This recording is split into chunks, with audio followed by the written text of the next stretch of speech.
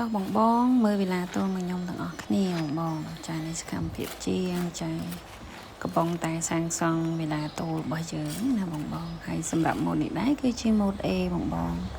តែដែលបងបងឃើញជាងកំពុងធ្វើនេះអត់ទាន់មានម្ចាស់ទេបងបងចាចាប់អារម្មណ៍អីអាចចាជួយមើលបានណាបងបងហើយតម្លៃចា special ឥឡូវហ្នឹងណាបងបងចាមានការ discount បញ្ចុះបានច្រើនមានបញ្ចុះពី1000ដល់20000សម្រាប់ mode A ចាពី1000ដល់15000សម្រាប់ mode B ចាបងបងហើយនេះគឺជា B បងបង B នេះតម្លៃក្រោម100,000ណាបងបងចាហើយសម្រាប់ mode A វិញចាគឺតម្លៃ15000បងបងចាឥឡូវហ្នឹងចង់នាំបងទៅមើលផ្ទះនេះមួយនេះចាភ្ញៀវគាត់ទិញតាំងពីបុកគ្រឿងបងអើយចាតែចាក់ស្ដែងមកដល់ឥឡូវផ្ទះគាត់រួចរាល់ហើយបងហើយបងណាដែលឆ្លាញ់ដីធំអីក្បាល20ប្រៅ20ចាក្បាល30ប្រៅ20អីចាក៏យើងមានដែរអាចជួយមកមើលបានណាបងតម្លៃ100,000ជាងឯងចា3 100,000ជាង4 100,000ជាងអីទេចាហើយនេះគឺជាម៉ូត A របស់យើងបងចា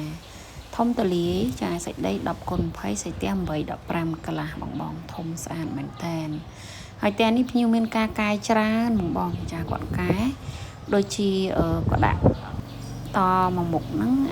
តបោហ្នឹងណាបងចាជាក់ស្ដែងកម្រងយើងគ្មានទេចាស្តង់ដារមានទេ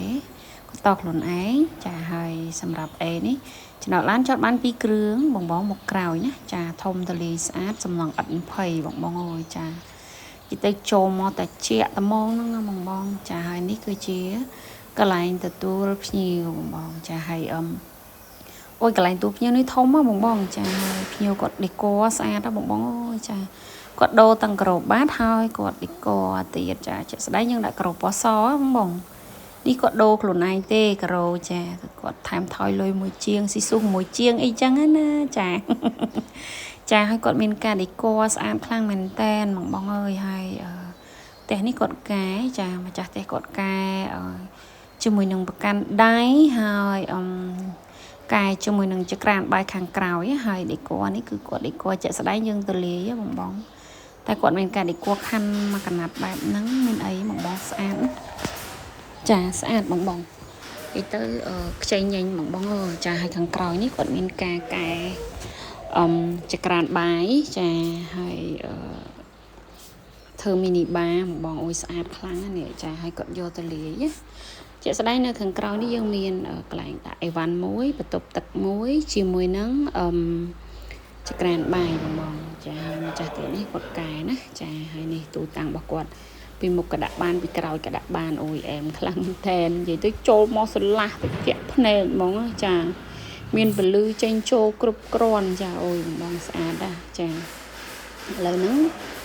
ចង់នាំបងទៅមើលជន់លើនិយាយទៅកន្លែងទូភ្ញៀវនេះវែងខ្លាំងបងគាត់ទៅខណ្ឌមកកណាត់ដែរណាចា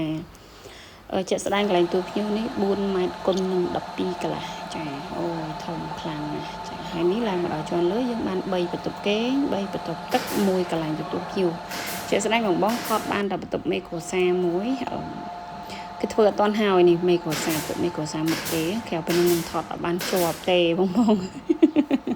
មើលតែប៉ុណ្ណឹងបានចាចាំវីដេអូក្រោយមើលបន្ទប់ទាំងអស់តែម្ដងចានេះគឺធ្វើអត់តាន់ស្អាតអត់តាន់ហើយតែចេះតែឆ្លៀតថតឲ្យបងមើលចឹងបងចាស្អាតខ្លាំង